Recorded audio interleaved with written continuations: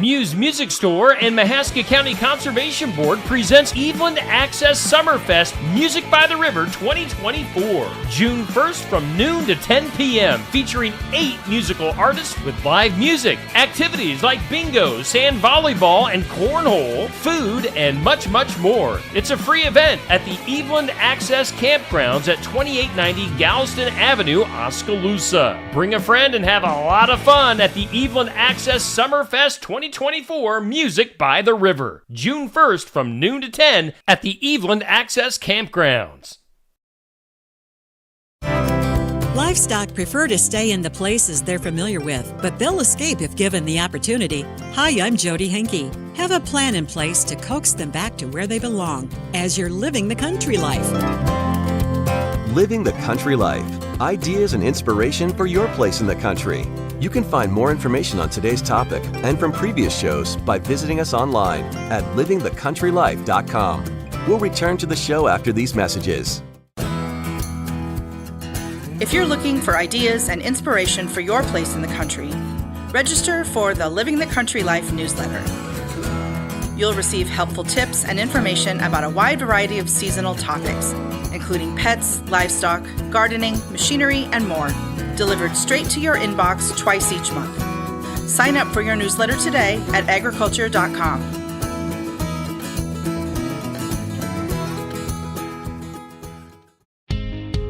Whenever you're online, Living the Country Life is there too. Like us on Facebook and exchange tips and ideas with people who share your love for the country way of life. Follow us on Twitter at Small Farming for timely news and information. You can also find us on Instagram and Pinterest. See the latest inspired shot from our readers or add a garden tip to your boards. Living the Country Life has all the ideas for your home acreage. Visit us online at livingthecountrylife.com and find us on social media.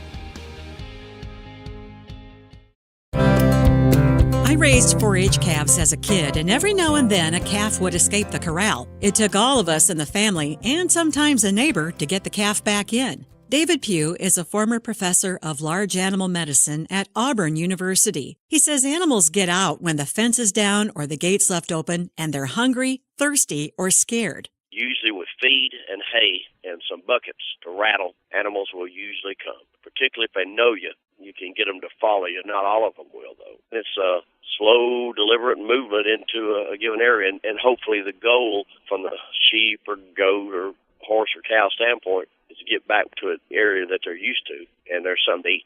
How you approach and move the animals depends on the species. When the pigs are out, grab a piece of plywood. Pigs can't pick their heads up very far, so they'll think it's a wall and will move accordingly. Cattle should be herded uphill and into a place with a circular pattern so they can't see ahead where they're going. If the escapee is a horse, the person who knows the horse best should approach it with a halter and lead line. Pugh says it's very important that everyone helping you knows what the game plan is prior to starting up the roundup process. If you give a bunch of rednecks and cowboys to go chasing things around, then you're going to have a worse of a problem. So it's got to be a slow, deliberate movement into an area, and everybody that helps do this, you tell them we're going to do this real slow, and I'm in charge. And if you don't want me to be in charge, then get out right now. We're not going to have an argument in the middle of this thing because that's a bad deal.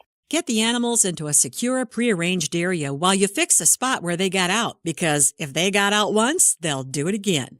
Find more tips for corralling loose animals at livingthecountrylife.com. I'll see you in the country.